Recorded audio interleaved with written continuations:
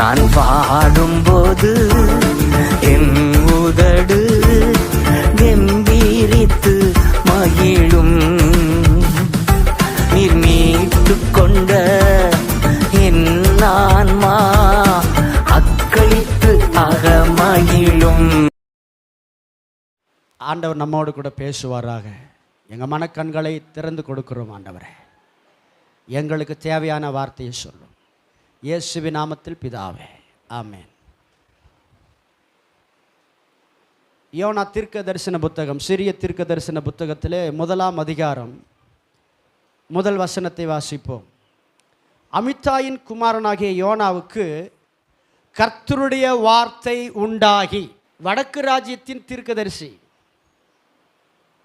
இவருக்குள்ள கர்த்தருடைய வார்த்தை வந்தது.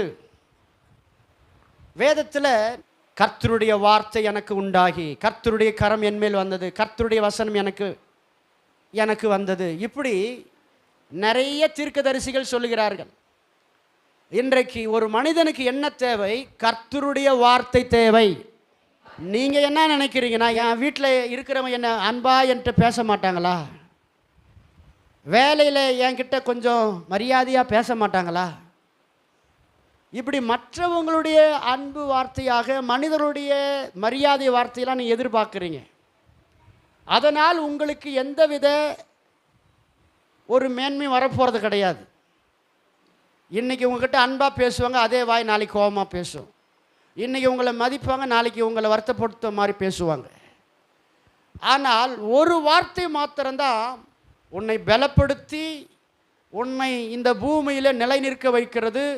உன்னை மகிழ்ச்சியோடு, உன்னை நம்பிக்கையோடு தொடர்ந்து உன்னை உற்சாகப்படுத்தி உன் வாழ்க்கையில் வருகிற எல்லாவித கஷ்டமான சவால்களெல்லாம் சந்தித்து, சோதனைகளெல்லாம் சகித்து ஜெயித்து நீ முன்னேறி செல்வதற்கு உதவியாக இருப்பது கர்த்தருடைய வார்த்தை. இவர் சொல்றார், கர்த்தருடைய வார்த்தை எனக்கு உண்டாகி என்று சொல்கிறார். அப்படி என்று சொன்னால் கர்த்தர் இவரிடத்தில் பேசினார். வானத்தை பூமி உண்டாக்கின தேவன் இந்த யோனாவாகிய தீர்க்கதரிசியினிடத்தில் பேசுகிறார். இவர் எங்கே இருக்கிறார்? கர்த்தருக்கு ஸ்தோத்திரம், கலிலேயா பக்கத்தில் இருக்கிறார். அந்த கலிலேயா பக்கத்திலிருந்து இருந்த இவரிடத்தில் கர்த்தர் பேசுகிறார். பேசும்பொழுது கர்த்தர் சொல்லுகிறார், என்ன சொல்றாரு? நீ எழுந்து மகா நகரமாகி நினிவேக்கு போ. நினிவே அசிரியாவின் தலைநகரமாக இருந்தது. இவர் இருக்கிற இடத்திலிருந்து அந்த நினிவே பட்டணம் 500 மைல் இருக்கிறது. அவ்வளவு தூரம் பிரயாணம் செய்து அந்த நகரத்துக்கு போக சொல்றாரு. அங்கே இருக்கிறவர்கள் தேவனை அறிந்தவர்கள் இல்லை, தேவனை அறியாதவர்கள், பல தெய்வங்களை வணங்குகிறவர்கள். அந்த இடத்துல கர்த்தர் போக சொல்றாரு. அப்போ இவர்கள் ஏற்கனவே இஸ்ரவேலர்களுக்கு ஒத்து போகாத ஒரு கூட்டம். இந்த அசிரியர்கள் இஸ்ரவேலர்களுக்கு தொந்தரவு கொடுக்கிற தேசமாக இருக்கிறது. அந்த இடத்துல ஆண்டவர் என்ன சொல்றார்? நீ அந்த இடத்துக்கு போன்னு சொல்றார். அந்த இடத்துல போய் இதை செய்யணும்னு சொல்றார். சில நேரத்தில் பாருங்க, கவனிங்க, உங்களுடைய மாம்சம், உங்கள் அருகில் இருக்கிறவர்கள்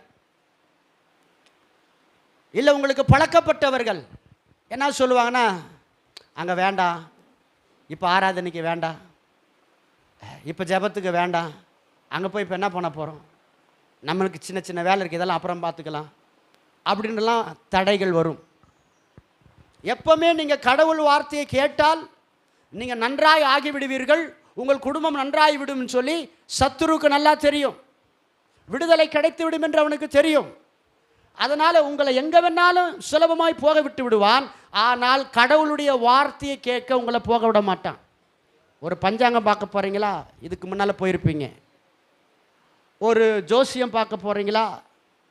இல்லை ஒரு சாமியார்கிட்ட போகிறீங்களா? இல்லை ஒரு உங்கள் குலதெய்வம் நினச்சி அங்கே யாரையோ பார்க்க போகிறீங்களா? இதெல்லாம் ஈஸியாக போயிடுவீங்க. ஆனால் கடவுளுடைய வார்த்தையை கேட்க மட்டும் உங்களால் சீக்கிரமாக வரவே முடியாது. ஏன்னா இந்த வார்த்தையில் தான் ஜீவன் இருக்குது. இந்த வார்த்தையில் தான் உனக்கு எதிர்காலத்துக்கு தேவையான நன்மைகளை கர்த்தர் வச்சிருக்கிறாரு. இந்த வார்த்தை கொண்டு தான் உன் பிள்ளைகளை, உன் குடும்பத்தை கர்த்தர் கட்ட போகிறாரு. வார்த்தை இல்லாமல் நீ வாழ முடியாதுன்னு ஆண்டவருக்கு தெரியும். அதனால தான் அவர் வார்த்தையாய் இருந்தவர், தேவனோடு இருந்தவர், வார்த்தையாய் மாம்சமானவர், இயேசுவாகிய மாம்சம் இந்த உலகத்தில் வந்த அவர் வார்த்தையாய் நம்ம கையில் கொடுத்துட்டு போயிருக்கிறார். இந்த வார்த்தையை நம்பி இந்த வார்த்தையை விசுவாசிக்கும் பொழுதுதான் நம்ம வாழ்க்கை ஆசீர்வாதமாக இருக்கும். வேற எந்த வார்த்தையை கேட்டாலும் சரி, வேற எந்த வார்த்தைக்கு நீங்கள் இடம் கொடுத்தாலும் சரி, அது உங்களுக்கு ஆசீர்வாதம் வராது. சிலர் கையை வைத்தா பிசாசு ஆடலாம், பிசாசு ஓடலாம். நல்லா கவனிச்சுக்கணும்.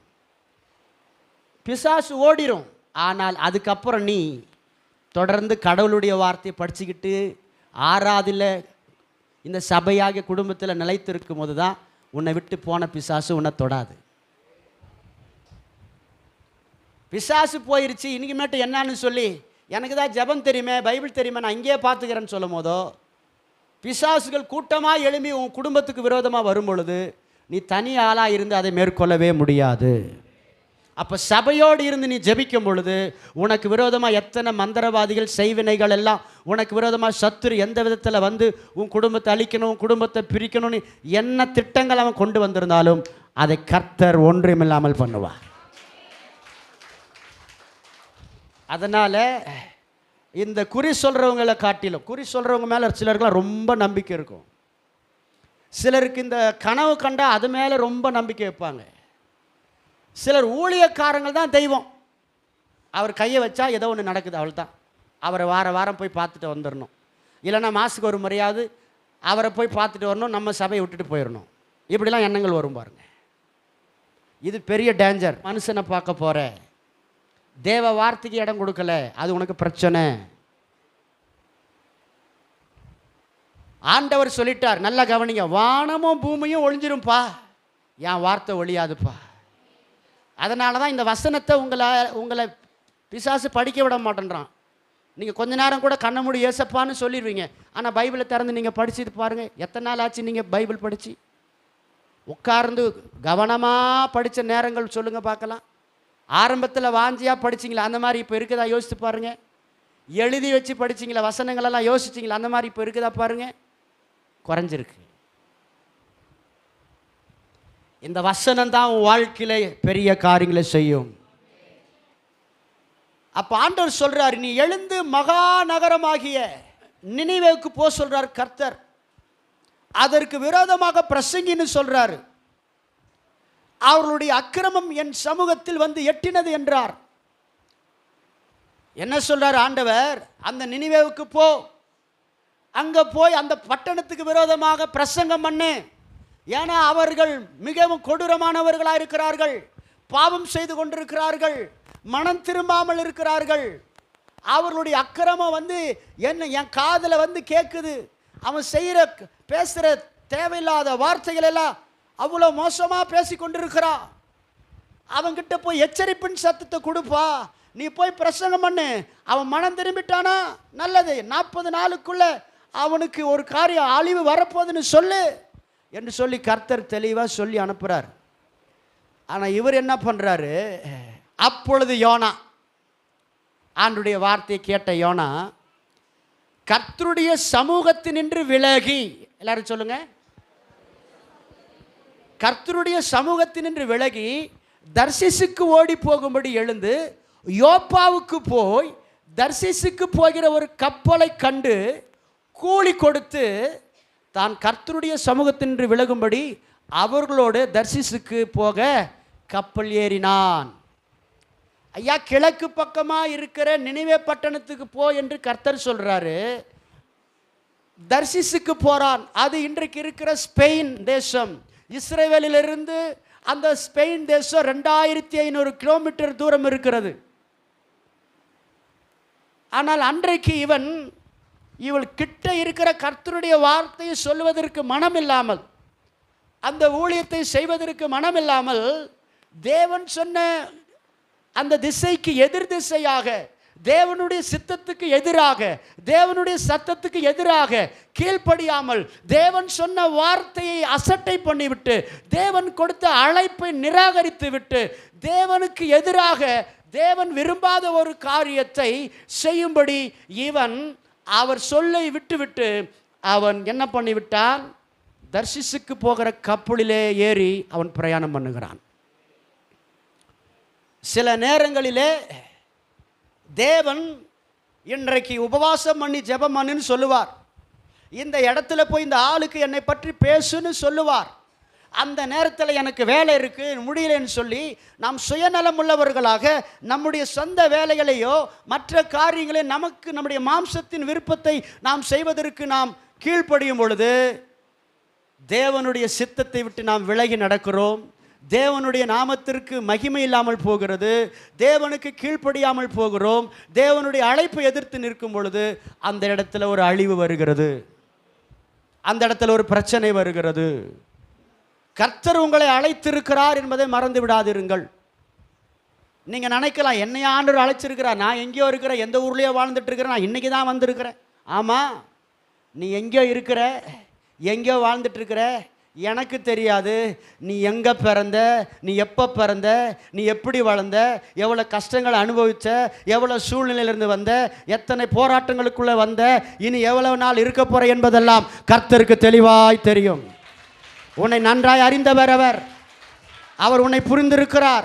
இனி வருகிற நாட்களை எவ்வளவு காலம் இந்த பூமியில் நீ இருக்க போகிற என்பதும் அவருக்கு தெரியும். அவருக்கு மறைவானது ஒன்றுமே இல்லை. என் வேதனை யாருக்கு தெரியும் நினைக்காது, உன் வேதனை கர்த்தருக்கு நன்றாய் தெரியும். நான் இரவு நேரத்தில் வருத்தப்படுற என் உடம்பு வலியோடு நான் சோர்ந்து கிடக்கிறேன்னு அவருக்கு தெரியுமா? தெரியும். மன வேதனையோடு வந்திருக்கிறியா? தெரியுமா? தெரியும். அவர் உன்னை குறித்து அறிந்த ஒரு தேவனாயிருக்கிறார்.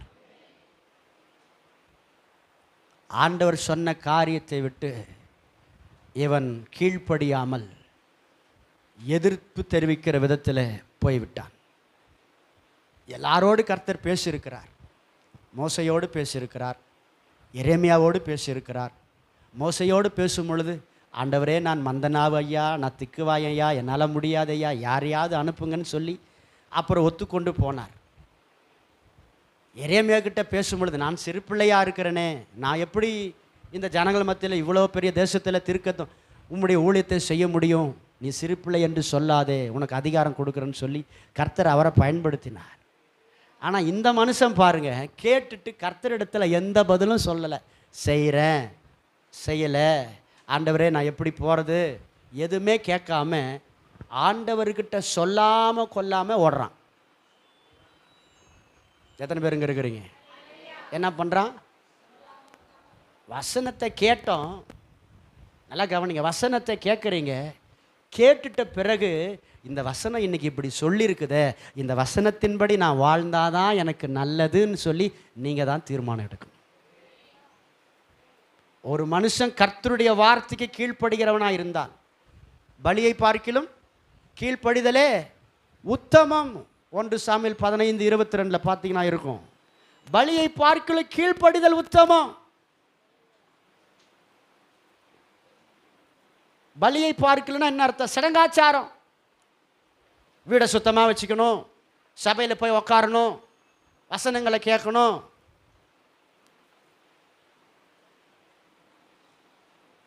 திருவிருந்து விடக்கூடாது, அது எப்படியாவது போய் கலந்துட்டு வந்துடணும், இதையெல்லாம் சடங்காச்சாரங்கள். இதை காட்டிலும் கீழ்ப்படிதல். ஒரு வசனத்தை கேட்குற, அந்த வசனத்தை கேட்டதும் அந்த வசனம் இப்படி நடக்கணும்னு சொல்லுது, இதை செய்யக்கூடாதுன்னு சொல்லுது. வசனத்தில் ஆண்டவர் உன்னிடத்தில் பேசுகிறாரு, அதன்படியே நான் விசுவாசிக்கிறேன் ஆண்டவரே, அந்த இறுதி உங்களுக்கு வரணும். அல்லேலூயா சொல்லுங்களேன். நிச்சயமாய் அப்பொழுதும் வாழ்க்கையில் கர்த்தர் கிரியை செய்வார். ஒரு கிறிஸ்தவனுக்கு இருக்க வேண்டிய அடிப்படை ஒழுக்கம் என்ன தெரியுங்களா? அனுதினமும் தவறாமல் ஜெபிக்கணும், அனுதினமும் தவறாமல் வேதத்தை திறந்து முறைப்படி வாசிக்கணும், தொடர்ச்சியாய் வாசித்து அதை தியானிக்கணும். அதற்கு பிறகு அவன் கொடுக்கப்பட்ட ஆலயத்தில் இருக்கணும். அந்த ஆலயத்திலுடைய சட்டத்திட்டங்களுக்கெல்லாம் வசனத்தின் அடிப்படையில் நடத்துகிறார்களா என்று அறிந்து அந்த ஆலயத்தில் தங்கி வசனத்தை கேட்கணும். இப்படி நீ தொடர்ந்து செயல்படும் பொழுது உன்னுடைய வாழ்க்கையில் கொஞ்சம் கொஞ்சமாக நீ முன்னேறிக்கிட்டே மேலே வருவே. கரங்களை தட்டி ஆமென் சொல்லுங்கள். அது அப்படியே உன் வாழ்க்கையில் பரிசுத்தம் பெருகும், நல்ல சிந்தனை உண்டாகும், நல்ல குணங்கள் உண்டாகும், நல்ல நம்பிக்கை உண்டாகும். நிறைய பேர் பாருங்கள் பைபிளுக்கு முக்கியத்துவம் கொடுக்கறதில்ல. பைபிளை படிக்க சொல்கிறார் கர்த்தர் இன்னைக்கு. அதை படிச்சுப்பார், என்னை குறித்து உனக்கு சொல்லும். நான் எவ்வளவு பெரிய தேவன் என்று உனக்கு தெரியும். என்னால் உன் வாழ்க்கையில் இருக்கிற பிரச்சனையெல்லாம் மாற்ற முடியுமா என்று யோசிக்கிறாயே, படித்துப்பார், தெரிந்து கொள்வாய். யோப்பாவுக்கு போய் தர்ஷிக்கு போகிற ஒரு கப்பலை கண்டு கூலி கொடுத்து என்ன கொடுக்குறான்? பணம் கொடுத்து போகிறாங்க கடவுளுடைய சித்தத்தை விட்டுட்டு. தேவ பிள்ளைகளே, கர்த்தர் உன்னோடு ஒரு கேள்வி கேட்குறார். நான் சொன்னனே, கர்த்தர் நீ எப்போ பிறக்கிற, எப்போ நீ மறிக்க போகிறன்றதெல்லாம் அவருக்கு தெரியுமே. இதெல்லாம் ஏன் உன் வாழ்க்கையில் தெரிஞ்சு வச்சிருக்கிறாருன்னா, ஏன் உனக்கு ஆண்டவர் இந்த இடத்துல கூட்டி கொண்டு வந்திருக்கிறார்? நீ அவருடைய சித்தத்தை செய்ய அழைக்கப்பட்டிருக்கிறாய். அல்லேலூயா சொல்லுங்களேன். அவருடைய விருப்பத்தை நீ செய்வதற்கு நீ ஏற்படுத்தப்பட்டிருக்கிறாய். அவர் உன்னை குறித்து ஒரு நோக்கம் வைத்திருக்கிறார். அதற்காக தான் ரத்தம் சிந்தி உன்னை மீட்டெடுத்திருக்கிறார். உன்னை சாதாரணமாக மீட்டெடுக்கலைங்க, காசு கொடுக்கல, ஏதோ பேரம் பேசி வாங்கிட்டு வரலங்க. அவருடைய உயிரையே கொடுத்து உன் மேலே இருக்கிற அன்பினால உன்னை மீட்டெடுத்திருக்கிறார். நீ இந்த காரியங்களை செய்ய வேண்டும் என்று அவர் விரும்புகிறார். அவர் ஏதோ ஒரு வேலையை உனக்கு வைத்திருக்கிறார். நீ அதை கேட்கணும். ஆண்டவரே, நீ என்னை எதற்காக இந்த பூமியில் வச்சிருக்கிறீங்க?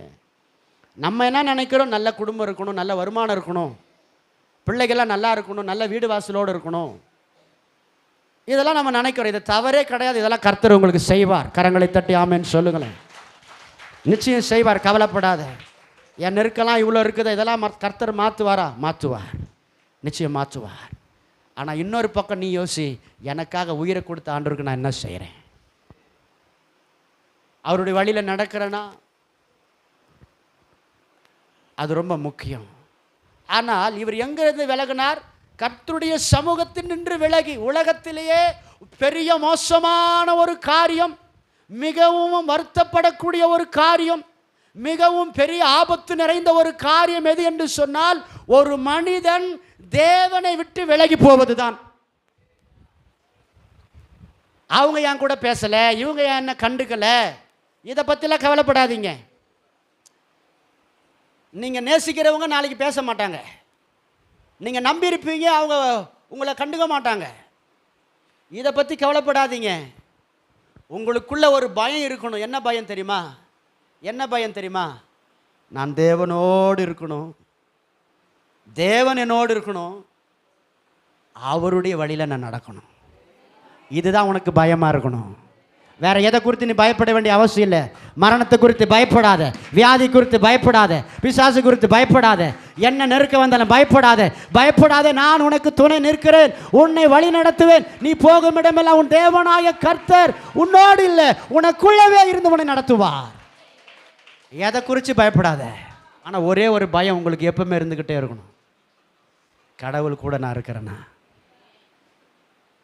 உன் இறுதி என்ன சொல்லுது? நடிக்கிறேன்னா?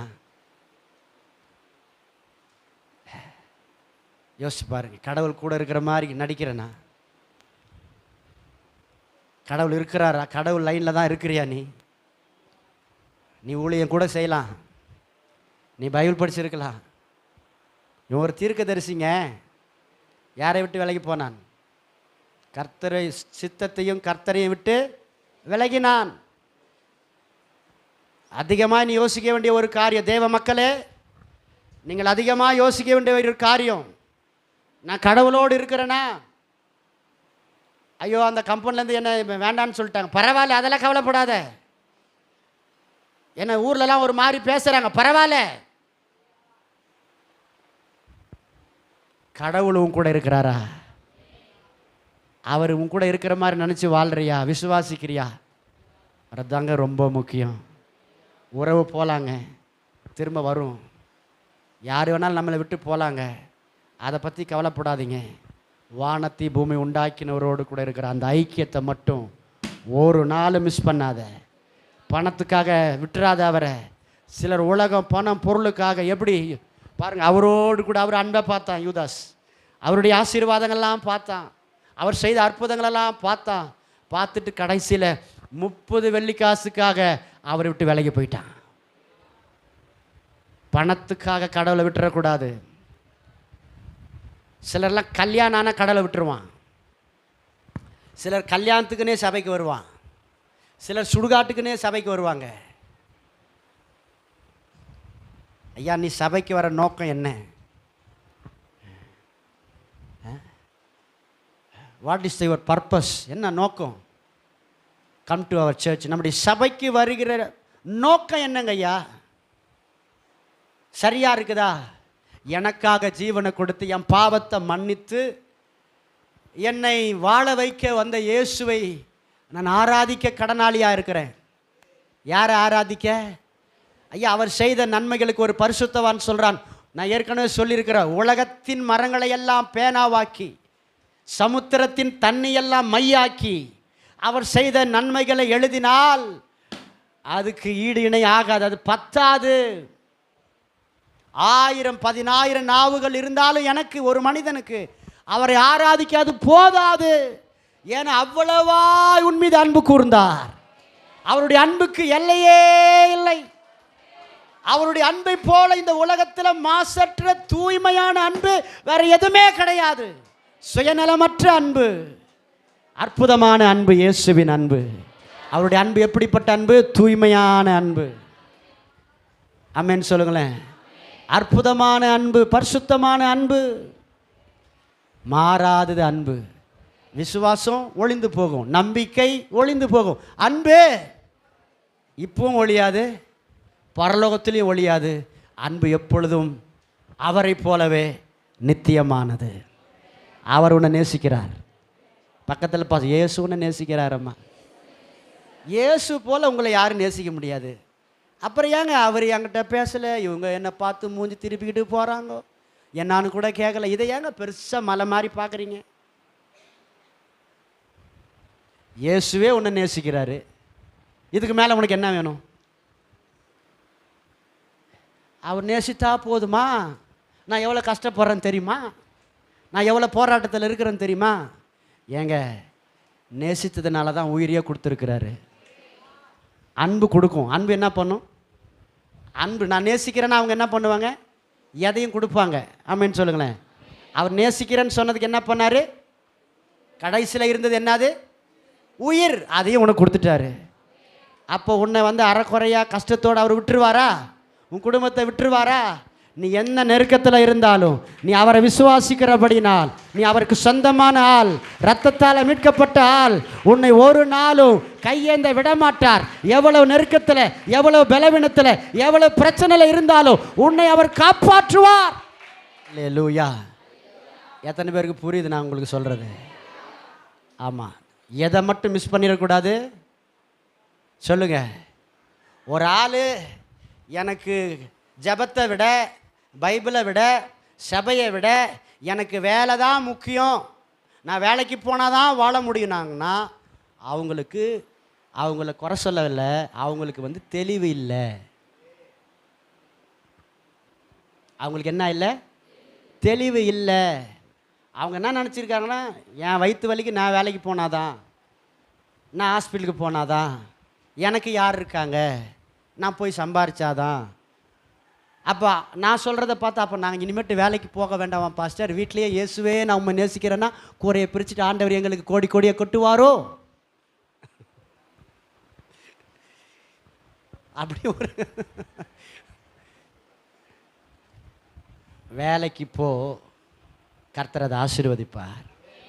ஆனால் அவருக்குன்னு கொடுக்குற நேரத்தை அவருக்கு கொடு, அவருக்குன்னு கொடுக்க வேண்டிய இடத்த அவருக்கு கொடு. அவருக்கு கொடுக்கணும்னு நீ யோசிக்கும் போதோ ஏதாவது ஒரு இடையூறு வரதான் செய்யும், எதையாவது ஒரு சூழ்நிலை வரதான் செய்யும். ஒரு ஆள் வந்து உனக்கு பண ஆசையை காட்டுவான், இன்றைக்கி வரியா வேலைக்கு உனக்கு 1000 ரூபாயா கொடுக்குறேன்னுவான். அன்றைக்கி தான் வேகமாக ஆறாது நீ கிளம்புவேன். இப்போ உனக்கு சோதனை வந்துருச்சா? பணமா காசா? இயேசுவா? இயேசுவா காசுவா? அப்போ அந்த இடத்துல என்ன பண்ணுவோம்? ஆண்டவரே என்ன மன்னிச்சிங்கப்பா, ஒரு மன்னிப்பு போட்டுருவோம், போயிடுவோம், 1000 ரூபா வாங்கிட்டு வருவோம், 2 நாள்லேயே கரைச்சிருவோம். நிற்காது. கர்த்தரை விட்டுட்டு ஜெபத்தை விட்டுட்டு நீ அது மேலே கவனம் செலுத்தினா, பணத்து மேலே நீ கவனம் செலுத்தினா பணம் உன் கையில் நிற்காது. கர்த்தரை நம்பி நீ வேலைக்கு போ, கர்த்தரை நம்பி நீ சம்பாரி, இதெல்லாம் செய்யும் போதோ அது உன் கையில் தங்கும். ஆபத்தான ஒரு காரியம் என்ன சொன்ன, கடவுளை விட்டு ஒரு நாள் என்ன பண்ணக்கூடாது, விலகி போகக்கூடாது. ஆண்டவர் சொன்ன வார்த்தையை மீறி போனார் இவர். என்ன நடக்குது? அப்பொழுது யோனா கர்த்தருடைய சமூகத்தின்று விலகி போனார். எதில் போயிட்டுருக்கிறாரு சொல்லுங்க பாருங்க. ரொம்ப தூரம் போகணும். மத்திய தரைக்கடலுக்கு போயிட்டு கப்பல் ஏறணும். எங்கே போகிறாரு? யோப்பாவுக்கு போயிட்டு அங்கே போய் துறைமுகத்தில் போய் கப்பல் ஏறணும். அப்போ நான் அதை யோசிக்கிறேன், காலையில் யோசிக்கிறேன். இவர் இங்கேருந்து போகிறார்ல, நடந்து போயிருப்பாரா சொல்லுங்க? நடந்து போயிருப்பார். அந்த உணர்வு வந்திருக்காது? ஐயோ கர்த்தர் அங்கே போக சொன்னாரே, இங்கே போகிறோமே, கர்த்தர் அங்கே போக சொன்னாரே, இங்கே போகிறோமே. வந்திருக்குமா? வந்திருக்காதா? அவர் அப்போ என்ன பண்ணார்? இதயத்தை கடினப்படுத்தினார். கர்த்தர் சொல்கிறார், ஜெபம் பண்ணு, சர்ச்சுக்கு போ. சில நேரத்தில் உங்கள் வீட்டில் இருக்கிறவங்களை வச்சு கூப்பிடுவார் ஆண்டவர், வாமா சர்ச்சுக்கு நம்ம போயிட்டு வரலாம். நீ என்ன சொல்ல? நான் வர முடியாது. எத்தனை பேருங்க சொன்னீங்களே எனக்கு தெரியாது. கர்த்தர் கூப்பிடுவார். அப்படிதான் சில நேரத்தில் தட்டி எழுப்புவார், ஜெபம் பண்ணுவார். அப்போ இருதயத்தை கடினப்படுத்தக்கூடாது. கர்த்தர் உனக்கு சிக்னல் கொடுக்குறப்ப யார் மூலமாக கூப்பிடுவார். சில நேரத்தில் ஊழியக்கார தொடர்பு வைப்பார். சில நேரத்தில் நான் ஜெபம் பண்ணிகிட்டே இருப்பேன், திடீர்னு உங்களுக்கு ஃபோன் வருதுன்னு நினைக்காதீங்க. நான் ஜெபம் பண்ணிகிட்டே இருப்பேன், இந்த ஆளுக்கு ஃபோன் பண்ணி ஏன் வரல, என்ன விஷயம்னு கேளு அப்படின்னு சொன்னதுனால தான் நான் கேட்பேன். நான் சொல்கிறது எத்தனை பேருக்கு புரியுது? அப்போ இதிலிருந்தா நீ புரிஞ்சுன்னு கர்த்தர் உன்னை நேசிக்கிறார். சில நேரத்தில் இங்கே உட்காந்து உபவாச ஜெபம் பண்ணிட்டு இருப்போம், கரெக்டாக உன் பேரை செலக்ட் சொல்லுவார், இந்த குடும்பத்துக்காக ஜெபம் பண்ணுவார், ஞாபகப்படுத்துவார். உங்கள் பேரை யாராவது ஒருத்தர் பேரை ஞாபகப்படுத்துவார். நீங்கள் அந்த இடத்துல என்ன பிரச்சனை இருக்குன்னு தெரியாது, இங்கே ஜெபிக்கும் போது அந்த பேரை ஸ்பெஷலாக ஞாபகப்படுத்துவார். அப்போ நாங்கள் ஜெபம் பண்ணுவோம். ஆனால் இங்கே நான் ஜெபம் பண்ணதும் நீ அங்கே உனக்கு வந்த பிரச்சனையிலேருந்து நீ விலகுனது உனக்கு தெரியாது. நீ என்ன நினச்சிருப்ப? நாங்கள் அவரை பார்த்து இவரை பார்த்து சரியாயிருச்சு. ஆனால் இங்கே வேலை என்ன, மறைமுகமாக கர்த்தர் உனக்கு கிரியை செஞ்சது உன்னால் பார்க்க முடியல. எத்தனை பேருக்கு புரியுது நான் பேசுகிறது? கர்த்தர் உணர்த்தும் பொழுது கர்த்தர் சொல்கிறாரு, இருதயத்தை ஹார்ட் ஆக்காத, கடினப்படுத்தாத. தாய் தகப்பன் சொல்கிறாங்க, அப்பா பைபிளை படி. எனக்கு தெரியாதா? உனக்கு தெரியாதனால தானே சொல்கிறாங்க. தெரிஞ்சா நீ பைபிளை திறந்திருப்பல. அங்கே போகாத, போய் தான் பார்ப்பேன். நம்ம பிரச்சனை என்ன தெரியுமா? வாலிபர்கள் பிரச்சனை செய்யாத நான் செஞ்சு தான் பார்ப்பேன், தொடாத நான் அதை தொட்டு தான் பார்க்கலாமே. ஏவாள் புத்தி. ஏவாள் புத்தி என்ன புத்தி? அதை தொட்டு அதை பறித்து சாப்பிடாதுன்னு சொன்னார். முதல்ல அதை பக்கமே போகாதுன்ட்டார், அதை மட்டும் சாப்பிடாதனார். இந்த அம்மா என்ன பண்ணுச்சு? நம்ம என்ன சாப்பிடவா பார்க்குறோம், தொட்டு தான் பார்ப்போமே. பார்த்தா நைஸாக இருக்குது, அழகாக இருக்குது. சரி நம்ம சாப்பிடவா போகிறோம், பறித்து தான் பார்ப்போமே. அர்த்தாச்சு. கண்ணுக்கு முன்னால் வச்சா பலன்னு இருக்குது, நிறைய பழம் சாப்பிட்டோம். சரி இந்த பழத்தையும் சாப்பிட்டு தான் பார்ப்போமே. கடைசியில் சாப்பிட்டாச்சு. அந்த அம்மா சாப்பிட்டதும் இன்றைக்கி நம்ம வாமிட்டு எடுத்துகிட்ருக்குறோம். வாழ்க்கை நிம்மதி இல்லை. எத்தனை பேருக்கு புரியுது நான் சொல்கிறது? இங்கே இருக்கிறவங்க அல்ல இல்லையா சொல்லுங்கள் பார்க்கலாம். அப்போ சொல்லும் போது இருதயத்தை கடினப்படுத்தக்கூடாது. உடனே அதுக்கு சில நேரத்தில் ஆவியான உணர்த்துவார், ஊழியக்காரர் மூலமாக பேசுவார். அவர் ஃபோன் பண்ணி சொன்னார், அவருக்கு வேறு வேலை இல்லை. பாஸ்டருக்கு பின்ன வேறு என்ன வேலை? கரெக்டாக தான் சொல்ல, வேறு வேலை இல்லை, அவருக்கு இந்த வேலை தான். நீ ஜெபிக்கிறியா? நீ ஏன் வரல? நீ எதை செய்யலை? உன்னை நோண்டிக்கிட்டே இருக்க, சாகிற வரைக்கும் உன்னை நோண்டுவேன். அல்லேலூயா சொல்லுங்களேன். ஒன்று நீ என்ன அடக்கம் பண்ணிடணும், இல்லைன்னா நான் உன்னை அடக்கம் பண்ணிடணும். அது வரைக்கும் உன்னை என்ன பண்ணிகிட்டே இருப்பான்? ஜெபம் பண்ணியா? பைபிள் படிச்சியா? ஏன் அங்கே போகல? ஏன் இதை செய்யலை? இதை செஞ்சுக்கிட்டு தான் இருப்போம். நீ பின்னால் திட்டினாலும் திட்டிங்கட. ஏன்னா இது கர்த்தருடைய வேலை. நல்லா கவனிங்க. ஆரம்ப காலத்தில் கர்த்தர் உனக்கு அநேக காரியங்களை உணர்த்தினார். இதை செய்யாதப்பா, இதை பண்ணாத. அதுக்கு அங்கே போகாத, இப்படி இருக்காத, ஊழியக்காரர் சொல்லியிருக்கிறாரு, இதன்படி செய், பெற்றோர்களுக்கும் பேசியிருக்கிறார், உனக்கும் பேசியிருக்கிறார். அப்போல்லாம் நீங்கள் அதை பெருசாக எடுக்கலை, அதை கவனிக்கலை, அதை நீங்கள் கேர்லெஸ்ஸாக விட்டுட்டீங்க. அது விட்டதினுடைய விளைவு தான் இப்போ படுறீங்க பாடு. எப்பவுமே தேவன் ஊழியக்காரர் மூலமாக உனக்கு தெளிவாக சொல்லுவார். பாருங்க, ஊழியக்காரன் உங்கள் மேலே பொறாமையை பட ஆண்டவர் வைக்க மாட்டார். அல்லையா சொல்லுங்களேன். ஏன் தெரியுமா? நீங்கள் நல்லா இருக்கணும்னு தான் ஊழியக்காரர் ஜெபம் பண்ணுவாங்க. இந்த விசுவாசி மட்டும் நல்லா இருக்கட்டும், இந்த விசுவாசி கெட்டு போயிட்டோம், இந்த வாலிப பையன் மட்டும் நல்லா இருக்கட்டும், அந்த வாலிபை கெட்டு போயிட்டோம். கிடையவே கிடையாது. அவன்கிட்ட நல்ல சுபாவம் இருக்குதோ கெட்ட சுபாவம் இருக்குதோ எல்லாம் சரியாகி கர்த்தருக்குள்ளே நல்லா இருக்கணும்னு தான் ஊழியக்காரர் நினைப்பாங்க. ஊழியக்காரர் உங்கள் மேலே பொறாமப்பட மாட்டாங்க. உங்கள் வீட்டுக்கு வரோம், ஒரு ஓலை வீட்டில் இருக்கிற, வசதி இல்லாமல் இருக்கிற, ஒரு கடன் பிரச்சனையில் இருக்கிற, குடும்பத்தில் சந்தோஷம் இல்லாமல் இருக்கிற, அடுத்த வாட்டி உன் வீட்டுக்குள்ளே வர, ஒரு நல்ல வீட்டுக்குள்ளே இருக்கிற, கர்த்தருடைய பாட்டு போது உன் முகத்தில் ஒரு மகிழ்ச்சி தெரியுது, ஸ்தோத்திரம் பண்ணுற, அதுதாங்க ஊழியக்காரனுடைய சந்தோஷம். கரங்களை தட்டி ஆமேன்னு சொல்லுங்களேன். அல்லேலூயா. உனக்கு நல்ல சொந்த வீடெல்லாம் கிடைக்கும். யாராவது சொந்த வீடு இன்னும் எப்போ இந்த சொந்த வீட்டுக்குள்ளே போய் உக்காந்து அல்லேலூயான்னு சொல்ல போகிற? சீக்கிரம் நடக்கும். கரங்களை தட்டுங்க, ஆமேன்னு சொல்லுங்க. நடக்கும், கவலைப்படாத. இந்த மாதிரி ஒரு வீடு கட்டினா நல்லா இருக்குமே, கட்டுவேன். பக்கத்தில் பாச நல்ல வீடு கட்டுவேன் நீ. ஆமேன்னு சொல்லுங்களேன். அல்லேலூயா. சரி, கவனிங்க. இருதயத்தை கடினப்படுத்தாத. பக்கத்தில் பார்த்து சொல்ல, இருதயத்தை கடினப்படுத்தாத. இப்போ பார்த்து சொல்கிற செய்தி எனக்கு இல்லைன்னு நினைக்காத, அது அவங்களுக்குன்னு நினைக்காத, எனக்கு தான் சொல்கிறாரு. யோனாவே உனக்கு தான் சொல்கிறாரு. யாருக்கு சொல்கிறாரு? உனக்கு தான் சொல்கிறார். போகிறான் போகிறான் போகிறான், காசு கொடுக்குறான். அப்போ கூட உணர்வு வரல, ஐயோ இவ்வளோ காசு கொடுத்து கப்பல் ஏறுறோமே. யோசனை வந்துச்சா? வரல. பாருங்க என்ன சொல்லுது. அவன் கப்பலில் போய் இறங்கி போய் கப்பலுக்குள்ளே மேலே போய் தான் கீழே இறங்கணும். சரிங்களா? கீழே இறங்கி பாட்டத்தில் போயிட்டு சும்மா ஜம்முன்னு தூங்குறாரு. சிலர்லாம் பாருங்க, வெளியில் அடிச்சுக்கிட்டு மடிஞ்சிட்டு கிடப்பான். ஏவனா செத்து போங்க, எப்படியே எக்கெடு கட்டு போங்கடான்னு சொல்லிட்டு டிவியை பார்த்துட்டு உட்காந்துருப்பாங்க பாருங்க. அங்கே என்ன பிரச்சனை தெரியுமா? இது எதுக்கு தெரியுமா சொல்ல வரேன்? அதை படித்து பாருங்களேன். 4வது வசனம். கர்த்தர் சமுத்திரத்தின் மேல் பெருங்காற்றை வரவிட்டார். எது மேலே? சமுத்திரம்னா என்னது? கடல். கடல் மேலே எதை வரவிட்டார் சொல்லுங்க? பெருங்காற்றை வரவிட்டார். எந்த சமுத்திரத்தின் மேலே குறிப்பா சொல்லுங்க? போனாரே யோனான், அந்த கப்பலுக்கு நேரா வரவிட்டார். அதனால் கடலிலே கப்பல் உடையும் என்று நினைத்த பெரிய பெரிய கொந்தளிப்பு, நினைக்கத்தக்க விதத்தில், நினைக்கத்தக்க விதத்தில் அந்த அலை எழும்புது. காற்று அலையை அடிக்கிறத பார்த்தா கப்பல் சுக்குநூறு ஆயிரும். கப்பலில் இருக்கிற சரக்குகளும் காலி, நம்மளும் காலின்ற நிலைமையில் ஆகிப்போச்சு. அந்த அளவுக்கு பயங்கரமான அந்த சமுத்திரத்தினுடைய அலையும் அந்த பெருங்காற்றின் சத்தமாக அகோரமாக இருக்கு. இது யார் அனுப்புனது சொல்லுங்க? சொல்லுங்க. கர்த்தர் அனுமதித்தார். பெருங்காற்றை அவர்கிட்ட இருந்து தான் வருது, அனுப்புனார் அவர் தான்.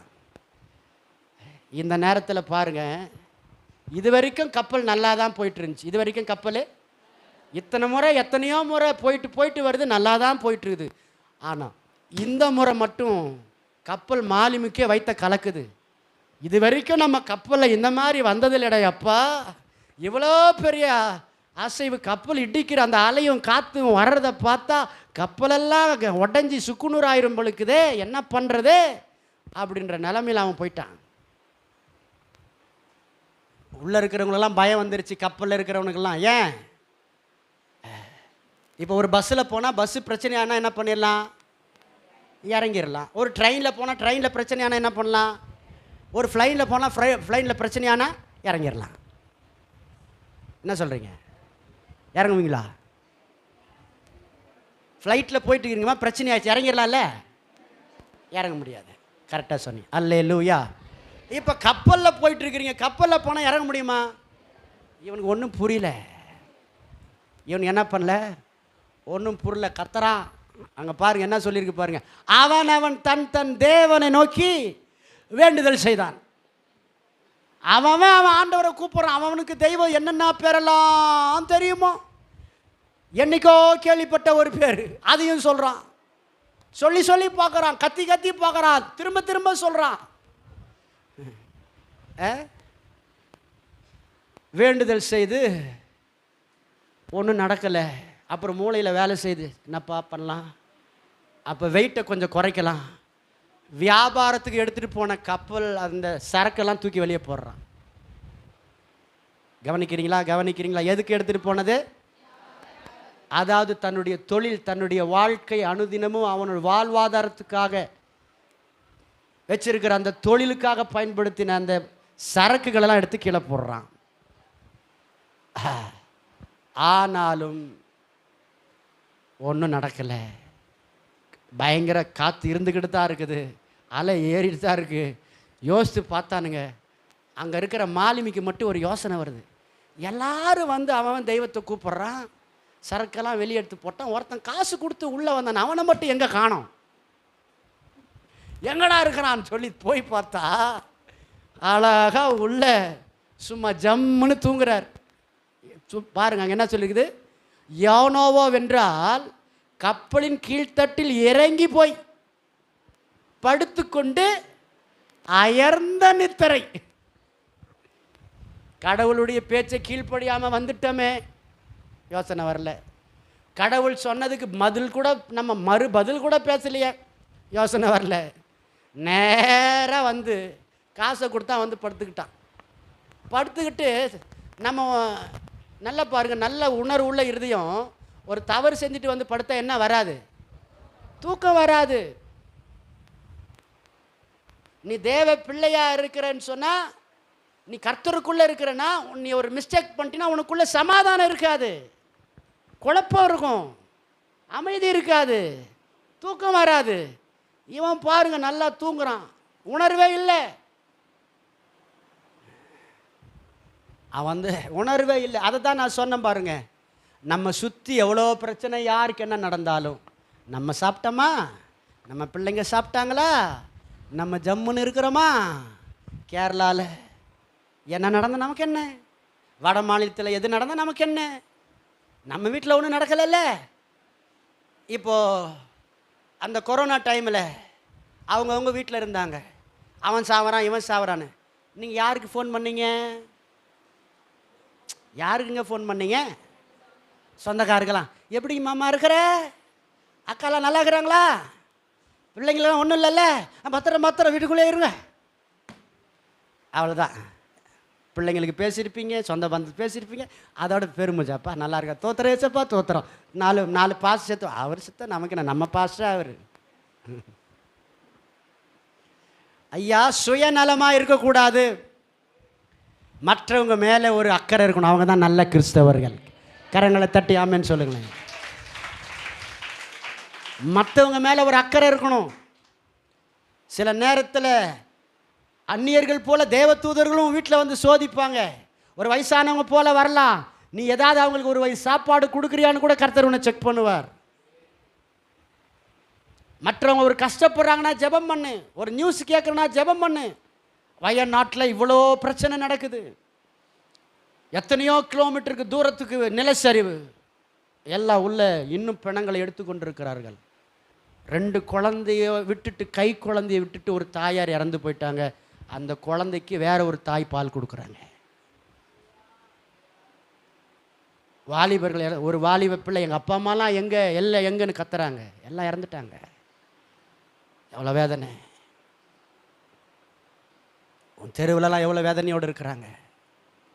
நீ ஒரு வேளை சாப்பிட்ற, ஒரு வேளை சாப்பாட்டுக்கு இல்லாமல் வெளியே உட்காந்துட்ருக்குற. நீ அந்த சாப்பாட்டையே குறை சொல்கிற, அந்த சாப்பாடே இல்லைன்னு ஒருத்தன் வெளியே உட்காந்துட்ருக்குறான். வருத்தத்தோடு இருக்கிறாங்க, கண்ணீரோடு இருக்கிறாங்க. ஹாஸ்பிட்டலில் போய் பாருங்க, அவங்க கத்த போய் பாருங்க.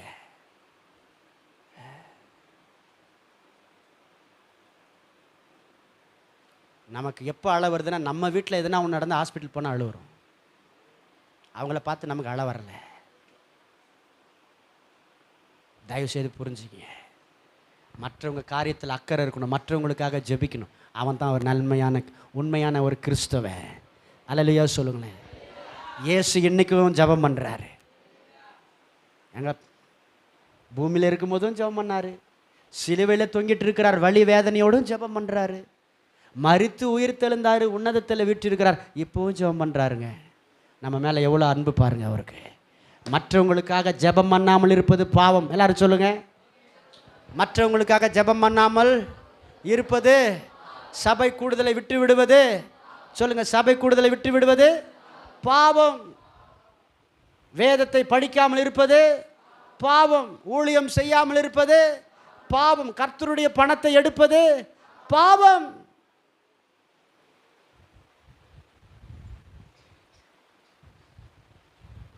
தேவனை ஒரு நாள் குறை சொல்லக்கூடாது, முறுமுறுக்கக்கூடாது. அவர் நல்லவர். ஆமென் சொல்லுங்களேன். இப்போ நம்ம என்ன சொல்லியிருப்போம்? நமக்கு இந்த மாதிரி பிரச்சனை வந்தால் என்ன பண்ணியிருப்போம்? அந்த கடவுள் ஏன் கை விட்டார்?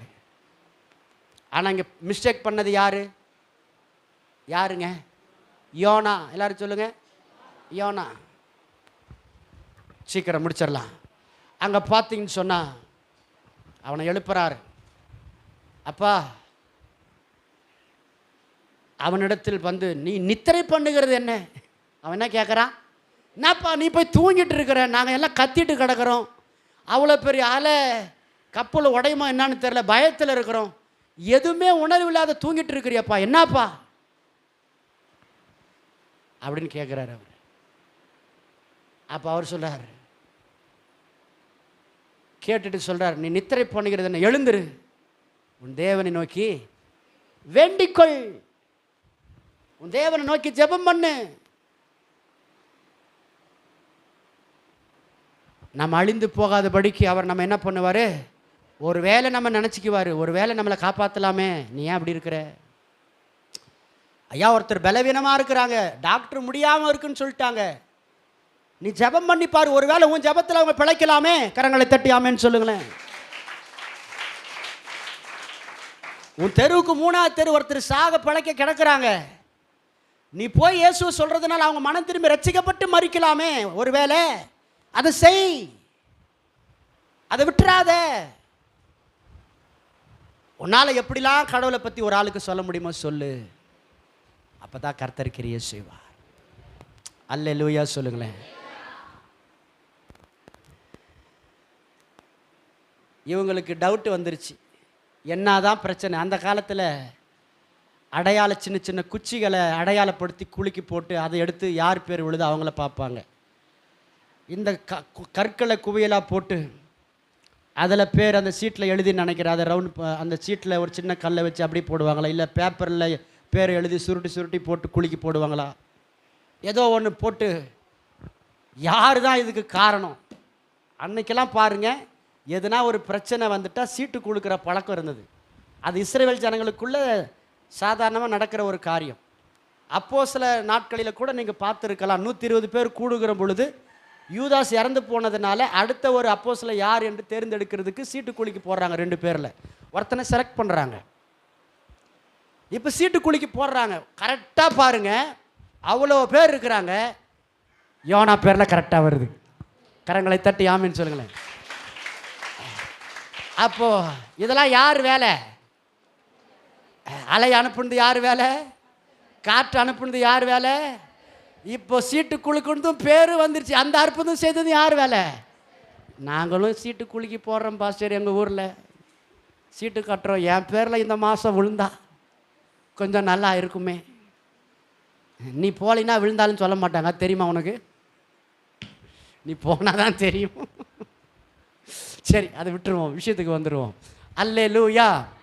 கரெக்டாக யோனா பேரில் விழுந்துருச்சு.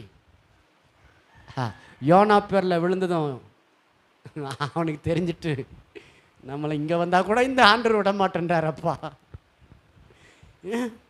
எங்கேயோ நம்ம போனோம், இவன் போயிட்டோம். இப்போ ஆண்டவரால் வேற தீர்க்கதரிசி கொண்டு வர முடியாதா சொல்லுங்க? வேற தீர்க்கதரிசி கூப்பிட முடியாது, வேற ஆளை ஊழியத்தில் எடுத்து பயன்படுத்த முடியாது. ஏங்க நீங்கள் இல்லைன்னா வேற ஆளை கொண்டு வந்து கர்த்தர் உங்கள் இடத்துல ஊழியத்தில் வச்சு பயன்படுத்த முடியாது. ஏன் உங்களையே கர்த்தர் அந்த ஊரில் வச்சு யூஸ் பண்ணுறாரு? உங்கள் மேலே அவருக்கு ஒரு நம்பிக்கை இருக்குது. நீ நல்லா செய்வ, அவருக்கு பிரயோஜனமாக இருப்ப, ஒரு நம்பிக்கை இருக்குது. ஏன் செய்ய வைக்கிறாருன்னு சொல்கிறேன். உன்னை முதல்ல அற்பமாக பார்த்தாங்கல்ல, முதல்ல உன்னை மோசமான ஆளுன்னு நினச்சாங்கல்ல, மோசமான ஒரு மாதிரி நினச்சாங்கல்ல. இப்போ நீ கர்த்தருக்குள்ளே வந்து பரிசுத்தமாகி வசனத்தை படித்து ஜெபித்து நீ பரிசுத்த வாழ்க்கையோடு வாழ்ந்து நீ ஊழியம் செய்து அநேகரை நீ ரட்சிப்புக்குள் கொண்டு வரும் பொழுது இப்போ பழைய வாயெல்லாம் என்ன தெரியுமா பேசும்? இப்போ இவங்க பழைய ஆள் இல்லைங்க, இவங்க கூட கர்த்தர் இருக்கிறாங்க, இவங்க கர்த்தருடைய பிள்ளை, இவங்க கர்த்தருடைய பிள்ளைன்னு சொல்லி உங்கள் ஊர்லேயே உங்களை கர்த்தர் உங்களை உயர்த்தி வைப்பார். பக்கத்தில் பாசல் உன் ஊர்லேயே உன்னை கர்த்தர் உயர்த்தி வைக்க போகிறாரு. உன்னால் நம்ப முடியுதா? நம்ப முடியலையே. விசுவாசிங்க, விசுவாசித்தால் நீதிமான், விசுவாசிக்கிறவனுக்கு எல்லாம் கூடும். சீட்டை குளிக்க போட்டாங்க, கரெக்டாக யார் பேரில் விழுந்துருச்சு? கரெக்டாக அவன் பேரில் வந்துருச்சு. அவனை கேட்குறப்பா நீ எந்த ஊருப்பா, எந்த இனத்தான்ப்பா, எங்கேருந்துப்பா வர, என்னப்பா பிரச்சனை? அவன் பாருங்க மறைக்கலை. கரங்களை தட்டி ஆமேன்னு சொல்லுங்களேன். இவன் வாயும் திறக்க வச்சது யார் வேலை தான்? கர்த்தர் தான். கரங்களை தட்டி ஆமேன்னு சொல்லுங்களேன். இவன் உண்மையை பேசுகிறான் அந்த இடத்துல, பொய்யே சொல்லலை. என்ன சொல்கிறான் பாருங்க, 9வது வசனம். அதற்கு அவன் நான் எபிரேயன். என்ன சொல்கிறான்?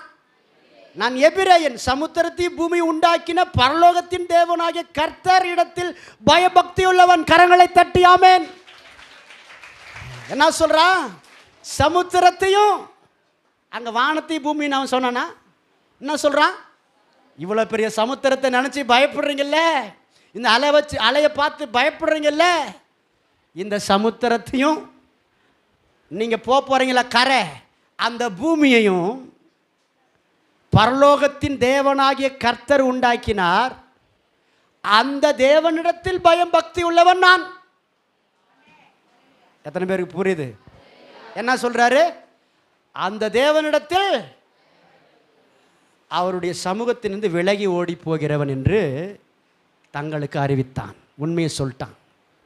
நான் ஆண்டவர் விட்டு ஓடி வந்துட்டேன், ஆண்டருடைய வார்த்தையை மீறி நடந்து வந்துட்டேன் அவன் சொல்கிறான்.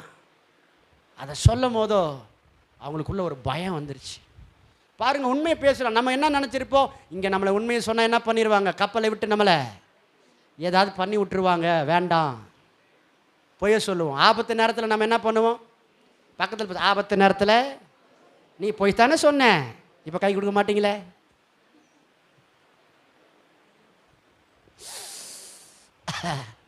ஆபத்து நேரத்தில் நீ போய் சொன்னதானே, உன் மனசாட்சி கேட்டுக்க. ஆபத்து நேரத்தில் சிலலாம் ஃபஸ்ட்டு ஆபத்து நேரத்தில் நான் சர்வசாதாரணமே பொய்யா பேசிக்கிறேன், என்னால் விடவே முடியல, போய் பேசக்கூடாதான்னு நினைக்கிறேன், பேசுகிறேன்னு நான் என்ன பண்ணுறது? கவனிங்க, உண்மையை சொல்லிட்டான். அவங்களுக்கெல்லாம் பயம் வந்துருச்சு, என்ன பண்ணுறதுன்னு புரியல, மிகவும் பயந்து அவனை பார்த்துக்க. ஏன்பா இப்படி செஞ்ச? கடவுளை விட்டுட்டு நீ வரலாமா? ஜெபத்தை விட்டுறலாமா? பைபிளை படிக்காமல் இருக்கலாமா? அது உனக்கு ஆபத்து இல்லையா? இப்போ பாருங்க, தவறு செஞ்சது யாரு? யோனா. அந்த கப்பலில் இருக்கிறவங்கெல்லாம் எதனா பிரச்சனை பண்ணாங்களா? எதனா பிரச்சனை பண்ணாங்களா? இல்லை.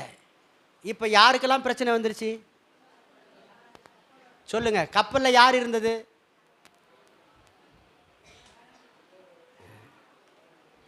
நாங்கள் என்ன பார்த்துட்டா வந்தோம், என்னமோ நாங்கள் பார்த்த மாதிரியே என்கிட்ட கேட்குற. நிறைய பேர் இருந்தாங்களா? வியாபாரம் பண்ணுற சரக்கு கப்பல் இருந்ததா? கப்பலை இயக்குகிற மாலுமி இருந்தாரா? கப்பலில் வேலை செய்கிறவங்க இருந்தாங்களா? இவ்வளோ பேரும் பாதிக்கப்பட்டாங்க ஒரே ஒரு ஆளால். யோனாவே, உன்னுடைய தேவ சித்தத்தை விட்டு நீ வெளியே போயிருக்கிறியா?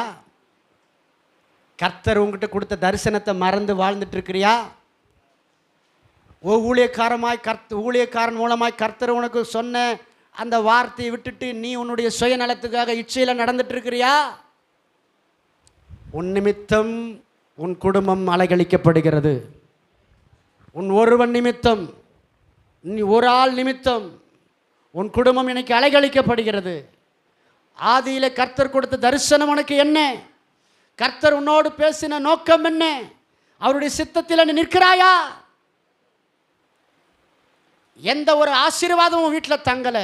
எவ்வளோ பணம் வந்தாலும் அவன் எப்படி கப்பலிருந்து தூக்கி வெளியே வீசினானோ அதே போல உன் வீட்டில் எந்த ஆசீர்வாதம் வந்தாலும் வந்த வழியே போகிறது, நிற்கலை.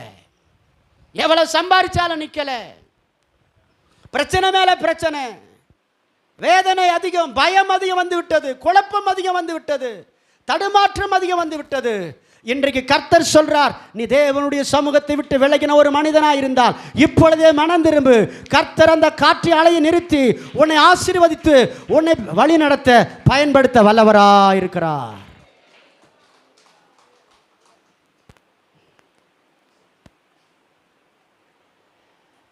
அவன் சொல்றா, அவனுக்குள்ள ஒரு வருத்தம் வருது. சமுத்திரம் அதிகமாக கொந்தளிக்கிறதுனால அந்த சமுத்திரம் அமரணும்னு நான் என்னப்பா பண்ணணும்? நீ தானே சொல்கிற சமுத்திரத்துக்கும் பூமிக்கும் தேவன்னு சொல்கிற, சமுத்திரம் அவருதுடையன்னு சொல்கிறிய. இப்போ இந்த கொந்தளிக்கிறத நான் சரிப்படுத்தணும், நாங்கள் என்னப்பா பண்ணணும்? அவன் மறைக்க சொல்கிறான் பாருங்க, உணர்ந்து சொல்கிறான். நீங்கள் என்னை எடுத்து சமுத்திரத்திலே போட்டு விடுங்கள். அவன் என்ன சொல்கிறான்? என்னை தூக்கி என்ன பண்ணிடுங்க. ஏன் இவனா போய் விழுந்தான் என்ன? சரி, அவன் என்ன சொல்கிறான்? என்னை எடுத்து சமுத்திரத்தில் போட்டு விடுங்கள், அப்பொழுது சமுத்திரம் உங்களுக்கு அமர்ந்து இருக்கும். என் நிமித்தம் இந்த பெரிய கொந்தளிப்பு உங்கள் மேல் வந்தது என்பதை நான் அறிவேன். நான் அறிவேன் அப்படின்னா என்ன அர்த்தம்? இவர் யாரு? இவர் ஒரு தீர்க்கதரிசி. தீர்க்கதரிசிக்கு தெரியும் இது ஏன் வந்துருச்சுன்னு, இந்த அலை ஏன் வந்துச்சு, இந்த பிரச்சனை ஏன் வந்துச்சுன்னு தெரியும். உன் வாழ்க்கையில் சில பிரச்சனைகள் வரும் பொழுது பாஸ்டருக்கு தெரியும், இந்த ஆளுக்கு ஏன் இந்த பிரச்சனை மாறலை, ஏன் இந்த கஷ்டம் சரியாகலை, என்ன நிலைமையில் இருக்கிறாங்க. தேவனை விட்டு உன்னை விலகி போக பண்ணின காரியம் எது? தேவனை விட்டு உன்னை தூரம் போக பண்ணின மனுஷன் யார்? தேவனை விட்டு தூரம் உம்மாய் பிரித்த உறவு எது? அது சரி பண்ணு. கர்த்தர் சொல்றாரு, நீ கர்த்தருடைய பொக்கிஷம், நீ கர்த்தருடைய ஆலயம், நீ கர்த்தருடைய வீடு, நீ அவருக்கு சொந்தமான ஒரு ஆள். அவருக்கு உன்னை அர்ப்பணித்து அவருக்காக வாழும்படி உன்னை அவர் பிரித்தெடுத்து இருக்கிறார். எத்தனை பேர் இங்க இருக்கிறீங்க? அவனே சொல்றான், என்னை கடலில் தூக்கி போட்டுருங்க. நம்மலாம் சொல்கிறோம், இதெல்லாம் ஒரு கதையா, இதெல்லாம் நடந்திருக்குமா, இதெல்லாம் ஒரு கட்டுக்கதை. இது கட்டுக்கதையாக இருந்தால் இயேசு தன்னுடைய சுவிசேஷத்தில் இந்த யோனாவை குறித்து பேசியிருப்பாரோ? பேசினார் அல்லவா? பேசினாரா இல்லையா? பேசினார். எப்படி இந்த யோனா மீனின் வயிற்றிலே 3 நாள் இருந்தானோ அதே போல நானும் இந்த பூமியிலே 3 நாள் மனுஷகுமாரன் இருப்பார் என்று சொன்னார் அல்லவா? அப்போ நடக்காமையா இயேசு சொன்னார்? இது கட்டுக்கதையில் நடந்த ஒரு சம்பவம். அவங்களுக்கு பயம் வந்துருச்சு, இவரை எடுத்து போட்டால் என்ன ஆகுமோ, நம்ம ஆண்டவர் தண்டிச்சார்னா என்ன பண்ணுறது அப்படின்ட்டு பயம் வந்துருச்சு. கடைசியில் ஒரு முடிவு பண்ணாங்க, ஆண்டவர்கிட்ட மன்னிப்பு கேட்டு அவரை தூக்கி போட்டாங்க. எங்கள் மேலே அந்த ரத்த பலி கொண்டு வராதிங்கன்னு சொல்லி போட்டுட்டு பொருத்தனை பண்ணி பலி செலுத்தினாங்க. கப்பல்லையே பலி செலுத்துகிறான். தூக்கி போட்டாங்களா? யாரை? யோனாவை தூக்கி போட்டாங்க. இப்போ பார்த்தா ரெடிமேடாக ஒரு மீன் ரெடி பண்ணி வச்சிருக்கிறார். என்ன பண்ணி வச்சிருக்கிறாரு? ஏங்க எல்லாரும் மீனை தான் மிழுங்குவாங்க, இங்கே மீனே மனுஷனை மிழுங்கிருக்குது. புரியுதா நான் சொல்கிறது? வயிற்றுக்குள்ளே மீன் இருக்கும், மனுஷன் வயிற்றுக்குள்ளே மீன், இங்கே மீன் வயிற்றுக்குள்ளே ஒரு மனுஷன். கர்த்தர் நினச்சா ஒரு மனுஷனை சரி பண்ணுறதுக்கு எதையும் செய்வார். அதே ஆண்டவர் பாருங்க, அவர் பூமியில் உயிர் தெழுந்த பிறகு கடலில் போய் மீனை பிடிச்சிட்டு வரான். அவனுக்கு ரெடியாக மீனை சுட்டி வைக்கிறார், வாப்பா சாப்பிடுன்னு சொல்கிறார். மீனை அவனுக்கு கொடுக்குறாரு. இங்கே மீனை கொடுக்கல, மீனை வச்சு பிடிக்கிறார். நம்ம தூண்டில் போட்டு மீனை பிடிப்போம், இவர் மீனை போட்டு மனுஷனை பிடிக்கிறாரு. உங்களை மனுஷரை பிடிக்கிறவர்களாய் மாற்றுவேன். எத்தனை பேர் இங்கே இருக்கிறீங்க? அல்லேலூயா. பார்த்தா அது ரெடிமேட் மீனா, அந்த மீனும் நினச்சி பார்த்துருக்காது. நம்ம 3 நாள் ஒரு மனுஷனை விழுங்கி உக்காந்துட்டு இருக்க போகிறோம் ஒரே இடத்துலன்னு சொல்லி, அதுக்கும் தெரியாது. சிலர் சொல்கிறாங்க அது திமிங்கலமாக இருக்கலாம், ஏன்னா அவ்வளோ பெரிய மீன். சிலர் சொல்கிறாங்க அது ரெடிமேட் மீன், ஆண்டவர் அந்த நேரத்தில் ரெடி பண்ணியிருக்கலாம், அவருடைய வல்லமையினால் பல் இல்லாத ஒரு மீனை ரெடி பண்ணியிருக்கலாம். ஏன்னா மிழுங்கும் போது என்ன ஆகும்? அடிப்படணும் இல்லை, திடீர்னு கொஞ்சம் வாய் அசைச்சிட்டா என்ன ஆகும்? பெரிய மீன் இருக்கிற பல்லுக்கு அவ்வளோதான் யோனா கானா எதனா ஆயிட்டுருக்கும். அதனால் என்ன பண்ணிட்டாரு? மீன் வாயை திறக்குது, கரெக்டாக மீன் உள்ளே போயிட்டார். நேராக போய் அந்த குடலில் போய் உக்காந்துட்டார். குடலுக்குள்ளே மீனை காட்டிட்டார். மீனுக்குள்ளே போய் உக்காந்துட்டான். அவன் நினச்சே பார்க்கல மீன் ஒன்று வரும். இவனை பிடிக்கிறதுக்கு என்னென்ன பண்ணுறாரு பாருங்க. ஆண்டவருடைய வழி நடத்தலை விட்டு ஒரு ஆள் போனால், கர்த்தர் அந்த மனுஷனை பிடிக்கணும்னு நினச்சாருன்னா அவனுக்கு எவ்வளோலாம் தொந்தரவு அனுமதிக்கணுமோ அனுமதித்து அவருடைய லைனில் கொண்டு வந்து அவரால் நிறுத்த முடியும். அவர் சகலகலா வல்லவர். அல்லேலூயா சொல்லுங்களேன். சர்வ வல்லவர், எதையும் செய்வார். எத்தனை பேருக்கு புரியுது நான் சொல்கிறது? நடந்ததா? மீன் வாயை திறந்தாரா? யோசித்து பாருங்க. இதெல்லாம் நடக்கிற காரியமா? ஒருத்தனை தன்னுடைய வழியில் நடத்துறதுக்கு மீனையே உருவாக்கி மீனுக்குள்ளே அவனை வைக்கிறார். அதுவும் பாருங்கள், அமைதியாக இருக்குது. 3 நாள் உபவாசம். மீன் 3 நாள். எங்கேயாவது மீன் உபவாசம் பண்ணி கேள்விப்பட்டிருக்கிறீங்களா? சொல்லுங்க. மீன் என்னைக்குன்னா சாப்பிடாமல் இருக்குமா? சொல்லுங்க. நம்ம சாப்பிடாமல் இருந்திருக்கிறோம். இப்போ இவன் பண்ண வேலையில் மீனுக்கும் பனிஷ்மெண்ட்டு. நீங்கள் வாயை திறக்காத, அவனை உள்ளே வச்சுட்டு கம்முன்னு இருந்துட்டார் ஆண்டவர். அதுவும் அடங்கி போச்சு பாருங்க. நல்லா கவனிங்களேன். மீன் கீழ்ப்படிஞ்சா? எது கீழ்ப்படிஞ்சு? காற்று கீழ்ப்படிஞ்சா? அலை கீழ்ப்படிஞ்சதா? எல்லாமே கீழ்ப்படியுது. யார் கீழ்ப்படியில? தீர்க்கதரிசி. தீர்க்கதரிசி எல்லாம் சொல்லுங்க, கீழ்ப்படியில. நீங்களாம் யாருங்க? வசனத்தை படிக்கிற நீங்களாம் யாரு? தீர்க்கதரிசி. இந்த ஆள் யாரு? தீர்க்கதரிசி. அதனால தான் உங்கள் வாழ்க்கையில் ஒன்று ஒன்றா சொல்லிக்கிட்டே இருக்கிறேன். விளையாட்டுலேயே விஷயம் வருது இல்லை, உன் கதைலாம் வெளியே வருது இல்லை. தீர்க்கதரிசி. ஆமேன்னு சொல்லுங்களேன். யார் கீழ்ப்படியில? தீர்க்கதரிசி கீழ்ப்படியில. யார் அப்போ நீ தான் கீழ்ப்படலையோ, அதனால தான் எங்கள் கப்பெல்லாம் ஆடுதோ. ஒரு வேளையில் அப்படியும் நடக்கும். ஒரு விசுவாசி சரியில்லைனா அந்த குடும்பமே பாதிக்கப்படும். ஒரு ஊழியர் சரியில்லைனா அந்த சபையே பாதிக்கப்படும். ஒரு தலைவர் சரியில்லைனா அந்த ஊரே பாதிக்கப்படும். ஒரு குடும்பத்தில் இருக்கிற தலைவன் சரியில்லைனா அந்த குடும்பம் பாதிக்கப்படும். எத்தனை பேர் இங்கே இருக்கிறீங்க? இங்கே கடலுக்குள்ள, நடுக்கடலில் மீனுக்குள்ளே 3 நாள் ஒரு ஆள் உட்காந்துக்கிறாங்க. அப்போ எவ்வளோ விவரமான ஆள் பார். தெரிஞ்சிருச்சு அவருக்கு இதெல்லாம் யார் பண்ண வேலை. நல்லா தெரியுது அவனுக்கு, நம்ம ஆள் பண்ணிட்டாரு, நம்மளை விடமாட்டார் அவர். அவனுக்கு தெரிஞ்சிருச்சு. இவனுக்கு அந்த விருப்பம் இல்லை. அந்த நினைவே பட்டணத்தில் போய் தீர்க்க தரிசனம் சொல்கிறதுக்கு இவனுக்கு விருப்பம் கிடையாது. ஏன்னா அந்த அசிரியா மக்கள் எல்லாம் இஸ்ரவேலுக்கு விரோதமாய் செயல்படுகிறவர்கள். அதனால் அவனுக்கு போய் நான் சொல்லணுமா? எத்தனையோ எகிப்து தேசம் இருந்துச்சு, ஆமாம் எத்தனையோ தேசம் இருந்தது, அங்கெல்லாம் என்ன அனுப்பலை, இங்கே மட்டும் ஏன் அனுப்புகிறாரு? நான் போக முடியாது. நீ போக முடியாதா கண்ணா? நான் பார்த்துக்கிறேன். வச்சார் வேலை. அல்லேலூயா. ஒரு வேளை நீங்கள் எந்த லைனில் இருக்கிறீங்க பாருங்கள். கடவுளுக்குள்ளே தான் இருக்கிறீங்களா, கடவுள் விட்டு விலகாமல் இருக்கிறீங்களா பாருங்க. அல்லேலூயா சொல்லுங்களேன். உன்னை கர்த்தர் உயர்த்துறதுக்கு ரெடியாக இருக்கிறார். உனக்கு ஒரு அற்புதம் செய்ய ரெடியாக இருக்கிறார்.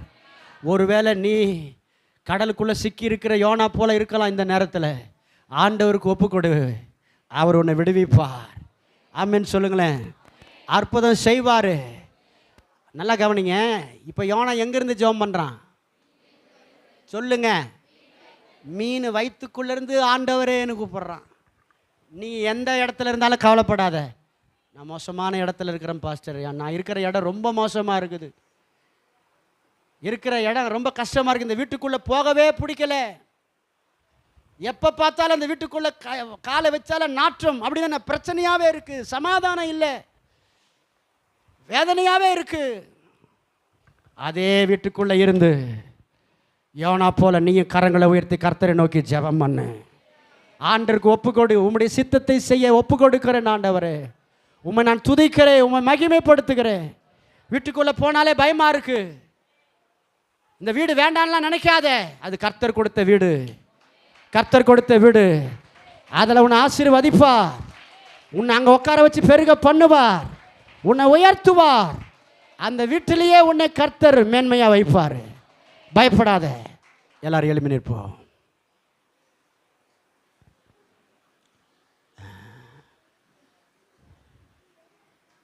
நன்றி ஆண்டவரே, ஸ்தோத்திர கர்த்தாவே, எங்களோடு கூட பேசின வார்த்தைகளுக்காக ஸ்தோத்திரம்